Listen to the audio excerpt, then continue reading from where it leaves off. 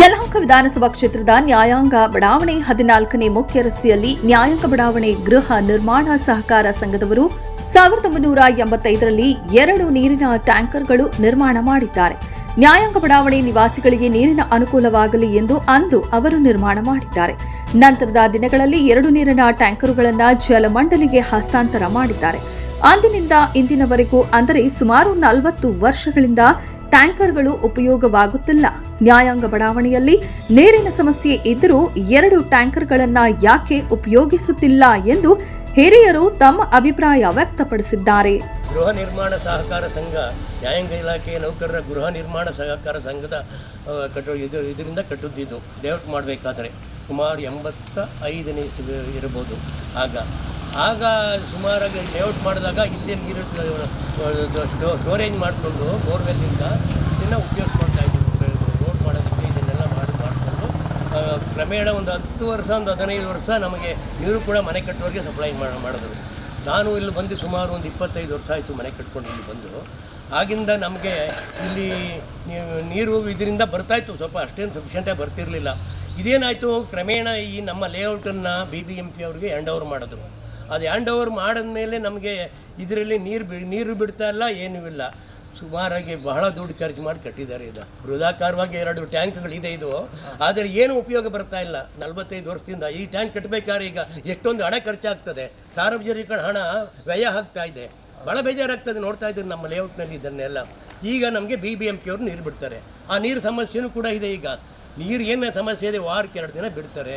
ಅದು ಸಫಿಷಿಯೆಂಟಾಗಿ ನೀರು ಬಿಡ್ತಾ ಇಲ್ಲ. ಈಗ ನಮ್ಮ ಲೇಔಟ್ಗೆ ಸಮಸ್ಯೆ ಇದೆ. ಕೇಳಿದ್ರೆ ಈಗೆಲ್ಲ ಹೊಸ ಲೈನ್ ಆಗ್ತಾಯಿದ್ವಿ ನಾವು ಅಂತೆಲ್ಲ ಹೇಳ್ತಾ ಇದ್ದಾರೆ. ಅದು ಯಾವಾಗ ನಮ್ಮ ಪ್ರಾಬ್ಲಮ್ ಸಾಲ್ವ್ ಆಗ್ತದೋ ಏನೋ ಗೊತ್ತಿಲ್ಲ.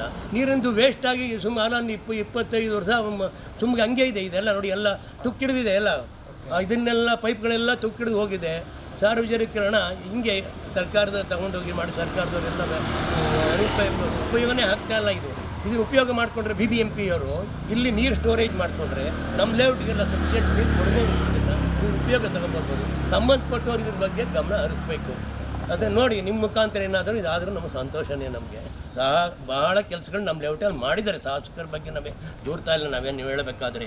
ಆದರೆ ಇದ್ರ ಬಗ್ಗೆ ಉಪಯೋಗ ತಗೊಳ್ತಾ ಇಲ್ಲ. ಈ ಉಪಯೋಗ ತಗೊಂಡ್ರೆ ನಮಗೆ ಇನ್ನೂ ಅನುಕೂಲ ಆಗುತ್ತಲ್ಲ ನಮಗೆ ಅನ್ನೋದು ನಮ್ಮ ಭಾವನೆ. ನಮಗೆ ಈಗ ನಮ್ಮ ಸ್ನೇಹಿತರು ಬಹಳ ಚೆನ್ನಾಗಿ ಈ ಕೂಲಂಕುಷವಾಗಿ ಪ್ರತಿಯೊಂದು ಅಕ್ಷರ ಪ್ರತಿಯೊಂದು ಸಮಸ್ಯೆಯನ್ನು ಬಿಡಿಸಿ ಹೇಳಿರ್ತಾರೆ. ಇವೆಲ್ಲ ಸತ್ಯಾಂಶದ ಮತ್ತು ಸ್ವಾಗತಾರ್ಹವಾದಂಥ ಕಾಮಗಾರಿಗಳು ಅವರು ಹೇಳಿರ್ತಕ್ಕಂಥದ್ದು. ಈಗ ಇಷ್ಟೊಂದು ದೊಡ್ಡ ಟ್ಯಾಂಕ್ಗಳನ್ನು ನಿರ್ಮಿಸಿ ಇಷ್ಟು ವರ್ಷಗಳಾದರೂ ಇದರ ಉಪಯೋಗ ಪಡೆದೇ ಸುಮ್ಮನೆ ನಿಲ್ಲಿಸಿ ಗೊಂಬೆಗಳನ್ನು ನಿಲ್ಲಿಸಿದಂಗೆ ನಿಲ್ಲಿಸಿದರು. ಇದು ಯಾರ ಹಣ ಅಂತ ನಾವು ಪ್ರಶ್ನೆ ಮಾಡ್ತೀವಿ. ಯಾರ್ದೋ ಸಾರ್ವಜನಿಕರ ಹಣ. ಅಧಿಕಾರಿಗಳೇ, ರಾಜಕಾರಣಿಗಳೇ, ನೀವು ಈ ದಿನ ಬಳಸ್ತಾ ಇರ್ತಕ್ಕಂಥ ಅಧಿಕಾರಿಗಳೇ, ಸಾರ್ವಜನಿಕರ ದುಡ್ಡು ಅದು ಗಮನದಲ್ಲಿ ಇಟ್ಟುಕೊಂಡು ಸಾರ್ವಜನಿಕರಿಗೆ ಏನು ಬೇಕೋ ಆ ಅನುಕೂಲಗಳನ್ನು ಮಾಡಬೇಕು.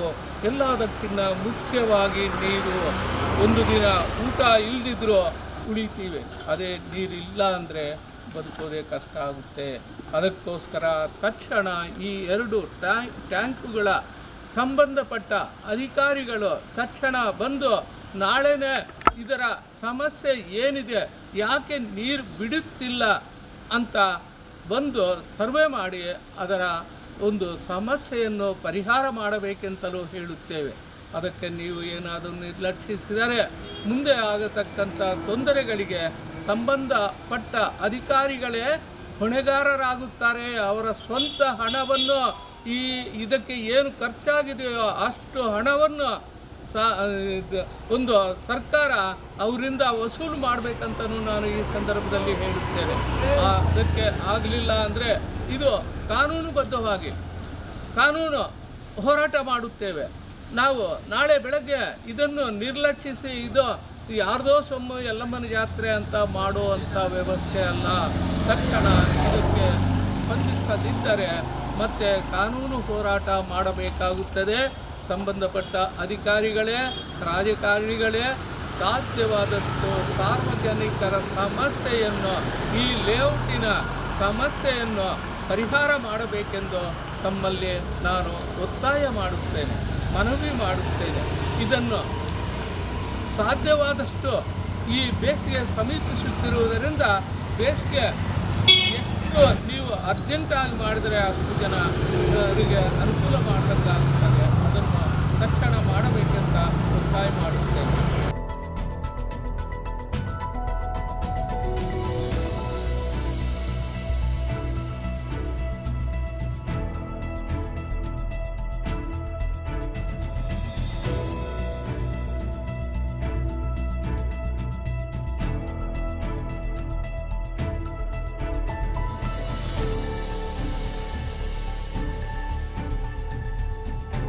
ಮೆಂಡು ನ್ಯೂಸ್ ನೆಟ್ವರ್ಕ್, ಸತ್ಯದ ಕನ್ನಡಿ.